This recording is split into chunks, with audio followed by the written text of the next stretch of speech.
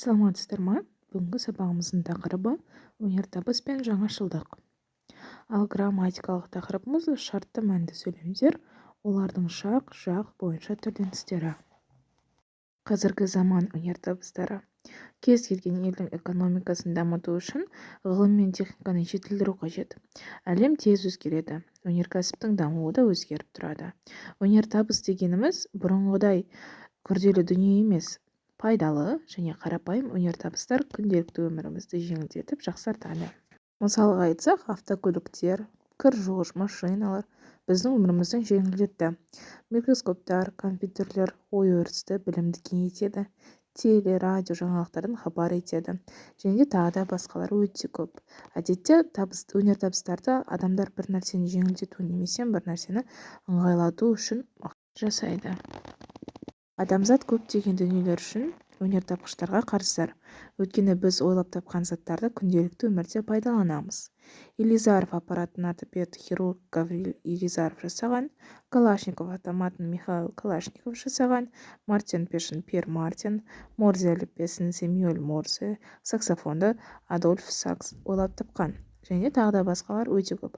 Қазіргі өнертапқыштар да осал емес. Бүгінгі компьютер, байланыс құралдары, электромобиль сияқты көптеген өнертабыстар біздің замандастарымыздың табысы. Сондай-ақ отандық өнертапқыштарымыз да өздерінің үлестерін қосуда. Мысалы, қарағандылық өнертапқыш Карымту профессоры академик Сәнтай Жетесов ППЖ-05 пистолет пулеметін, СПЖ сарбаздың қол зеңбірегін және де Нұр Отан К атауын алған танк жобасын жасаған. Ал өнертапқыш Нұрлан Төреханов жаяу жүргіншілер жолдан өту қауіпсіздігін арттыратын жарық беретін сәулелену таяғын ойлап тапқан. Семей мен Қызылордада бие сүтінен жасалған құрғақ қымыз өндірудің әдістері патенттелген. Үш өлшемді басып шығару, нанотехнологиялар, робот техникалар саласында патенттер бар. Бұл патенттердің 4-3 бөлігі Жапония, ақш, Германия, Франция, Ұлыбритания және де Оңтүстік Корея сияқты дамыған елдердің еншісінде. Өнертапқышты қолдау мақсатында Қазақстан Республикасының Әділет министрлігі жыл сайын шапағат республикалық байқауын өткізуде. Ал келесі экранда көрсетілген суреттерде өнертабыстар көрсетілген.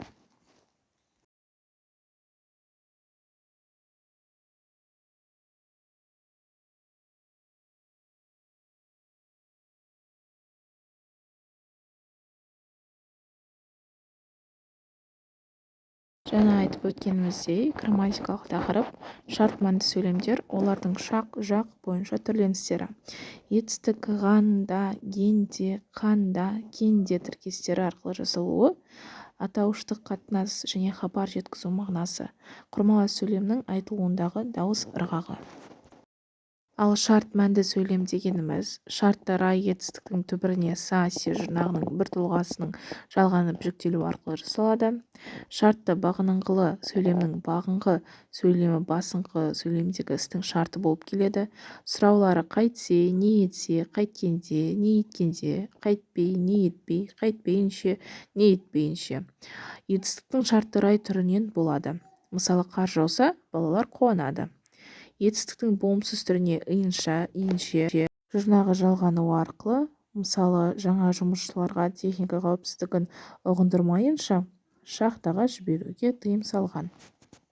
Мына кесте бойынша шартты рай, көсемше, есімше, тұлғалық белгісі, сұрауы, сөйлемдік сызбасы көрсетілген. Атауыштық мағына. Сөздің жеке тұрғандағы немесе еркін тіркес құрамындағы мағынасы, фразеологиялық байлаулы мағынасы тек тіркес құрамында айқындалады. Мысалы, ай, күн, тау, жел, ағаш, орман сөздердің әрқайсысында заттық ұғымдарды білдіретін тура атауыш мағынада еркін тіркесімділік сипатқа ие еркін мағынада бар. Екі немесе одан да көп жай сөйлемдерден құралып, күрделі ойды білдіретін сөйлемдерді құрмалас сөйлем дейміз. Құрмалас сөйлем болу үшін оның құрамына енген компоненттер бір-бірімен синтаксистік байланыста тұруы шарт. Оларды синтаксистік қатынасқа келтіріп, бір бүтін етіп тұратын грамматикалық амал-тәсілдер 4 түрлі. Компоненттер мағына жалғастығы, интонация, бірлік арқылы бір-бірімен іргелесе айтылып құрмаласады. Бұл тәсіл арқылы жасалатындар жалғаулықсыз салалас сөйлемдер. Мысалы, мына екеуі жай келістірушілер деп еді. Шал мен жігіт анау екеуіне сүзеген бұқаша қарады. Өлім мен өмір сияқты қараңғы мен жарықта кезек жеңіседі. Тірлік үшін бұлар да тартысып жатады. Ал енді тапсырма орындасақ, бірінші тапсырма өнертабыс жайлы ғылыми стильде мәтін жазыңыз. Екінші тапсырма берілген сөйлемдерден шартты мәнді сөйлемді тауып, синтаксистік талдау жасаңыз. Егер сол кезде топтың алдыңғы жағының біреудің өктем дауысы шықпағанда, олжас шатақ шығаратын еді. Егер бала оған түссе, тілімденген денесі лезде тұтасып, кез қотыр болып кетеді. Ал Әбіш жаңағы сөзі мен Долгов сөзі анық дұрыс болса, сонда мен де кеше Құнанбай жазықсыз қан төккен қодардың ұлы ұрпағы болсам нетеді. Бай былай ететін болсаңыз, онда мен мектепті жабамын. Үшінші тапсырма берілген сөйлемдерді аяқтаңыз. Жаз келсе, еңбек етсең ерінбей, су мол болмай, көл таяз болғанда, нағашысымен күрессе. Төртінші тапсырма сөздерді орналастырып сөйлем құраңыз. Бетің болса өкпелеме қисық айнаға, қар тапса жанады қалауын, табылмайды. Еңбексіз ауырса емі, күйін тартқанда бозын ен қояды шырылдауын боз торғай, үйге кірмей достары қайтпады ол үйіне. Бесінші тапсырма. Салалас құрмалас сөйлемдерді шартты сабақтас құрмалас сөйлемге айналдырыңыз. Бірінші сөйлем: айыпқа бұйырмаңыз, орныңызға отыра беріңіз. Екінші сөйлем: демалу уақыты аяқталды, жұмысшылар жұмысқа кірісті. Үшінші: сөз мағынасын түсінді, мазмұнын жүйелеп айтты. Төртінші: көмектесетін адам көп болатын, жұмысты ерте аяқтайтын. Бесіншісі: алдына қарамады, шұңғырға түсті. Келесі тапсырма: Попс формуласы бойынша қазақстандық өнертапқыштың өнертабыс әлеміне қосқан үлесін қалай бағалайсың? Ал енді тапсырмаларды орындап болсақ, үйге тапсырма: қазақстандық өнертапқыштардың өнертабыс әлеміне қосқан үлесі жайлы мәлімет жинаңыз. Осымен сабақ аяқталды. Сау болыңыздар. Назарларыңызға рахмет.